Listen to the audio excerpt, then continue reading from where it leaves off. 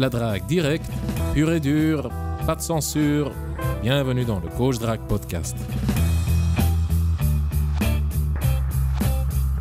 Cher auditeur, il est 3h de l'après-midi et je suis toujours en slip. Cette nuit, je me suis couché tard. Je me suis couché tard après une session de drague de rue tout seul. La drague de rue en soirée ou même la nuit, c'est ce que les anglophones appellent le gutter game. Le gutter game, le jeu, le game des égouts. Et je suis plutôt satisfait des résultats. J'ai fait 5 ou 6 approches et j'ai obtenu 4 numéros. 2 de ces numéros me semblent solides et les 2 autres moins. Les 2 autres, c'est plutôt des bonus. On verra ce que ça va donner. Au début, j'avais pas le mojo, j'avais pas d'énergie, j'avais les jambes lourdes. Voilà, j'avais envie de pas bouger, quoi. J'avais envie de m'asseoir et de rien faire. Mais je me suis quand même bougé le cul.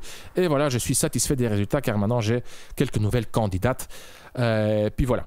Alors, je veux justement profiter de cette occasion pour te donner un bon conseil qui peut te faire gagner du temps et qui peut booster tes résultats. C'est un truc tout con, hein, mais il faut y penser.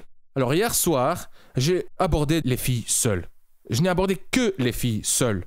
Je ne me suis pas cassé les couilles à aborder des groupes de 2 ou 3 filles, car c'est plus compliqué, c'est beaucoup plus difficile à gérer. Enfin, difficile, c'est pas difficile, je veux dire, t'es sociable, tu papotes un peu avec tout le monde, tu jauges un peu la situation et voilà, tu dragues ta cible, quoi, tôt ou tard. Mais les filles seules, c'est quand même plus facile car il n'y a pas de pression sociale, elles doivent pas tenir compte de leurs amis, elles n'essayent pas de faire bonne impression. Les filles seules s'ouvrent beaucoup plus vite, beaucoup plus facilement et oui, tu peux créer beaucoup plus vite et beaucoup plus facilement une interaction fluide, solide, tu vois, légère, enjouée.